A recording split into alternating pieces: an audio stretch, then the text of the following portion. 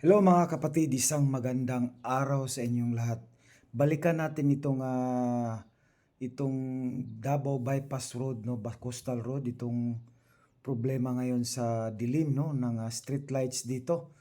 Ayan, so may nakita tayo sa unahan na boom truck, kaya no, na siguro mga kapatid, kumukuha sila ng sample ng street lights dahil ito, sasabihin ko sa inyo itong plano dito sa street lights. So ayan. Alam niyo mga kapatid, itong kaya nagkaganito itong street lights dito dahil ito ay ninanakaw nung may narinig tayo nung pinag-discuss ito sa ngayon sa City Council, no? Dahil po ay nagtutulungan na po yung Davao Light, DPWH at saka yung City Government natin of Davao. Ayan, no, nakita natin itong boom truck, baka nagkuha lang sila ng sample dahil ay talagang itong area ng Coastal Road, no, may vlog tayo dito, may mga area dito gito, no, start from Matina Talumo, from Talumo Coastal Corner, talagang napakadilim at saka may mga party talaga na madilim, no, na kailangan na talaga ma-actionan o ma-replisan po, no, ng mga yung mga bulb na malalakas. So ito daw ay sa May, no, 2026 pa daw yung ano dito, no, mapalitan lahat, no, ng mga pundi defective na street lights at saka may plano na ito dahil hinihintay pa yung pagdating ng mga stocks ng street lights at saka may pundo na ito, no, sinasuggest na itong pundo dito ngayon, no, nung diniscuss ito sa City Council, no.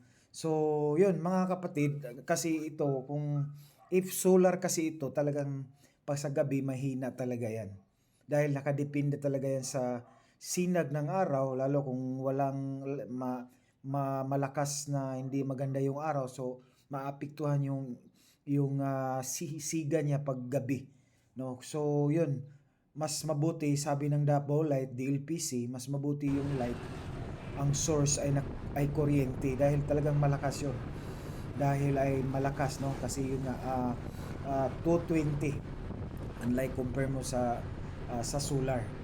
Yun nga ang ginawa nila ngayon dito ng Davao Light is i-rewire nila kasi dati ito mga kapatid copper, so kaya uso yung pagnanakaw dito, kaya may ginawa yung Davao Light katulad sa ginawa nila sa underground cabling project na hindi yan copper, no, yung talagang hindi mananakaw, no, may wire sila na ginagamit na hindi siya mananakaw, unlike sa copper talagang mananakaw talaga yon dahil yun nga may binta yon.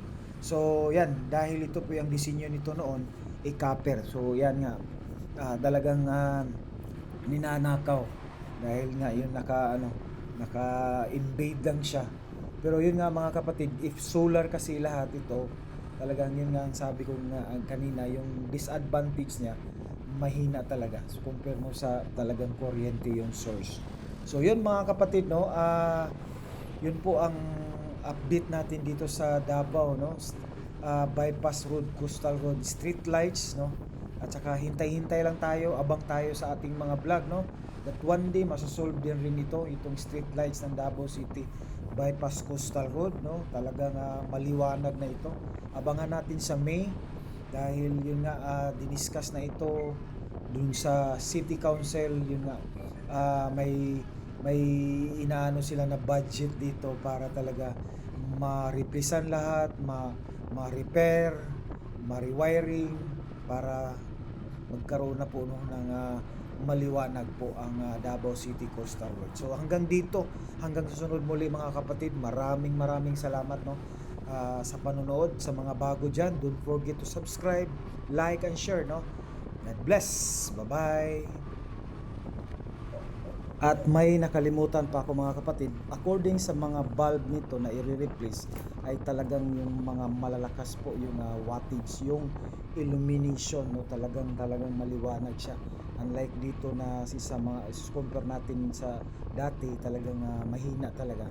So yung illumination niya, so pagbaba diyan sa kalsada mahina talaga. So ngayon lahat-lahat na yun nakita po yun, no. So nagtulungan po ngayon ng ating DLPC, una-una ang ating City Council, no? Lalo na sa ating DPWH, no? Maraming salamat sa inyo. So ayan, no, sa ating mga authority, no, nag-facilitate dito. Okay, so yun lang po, maraming salamat again. God bless, bye bye.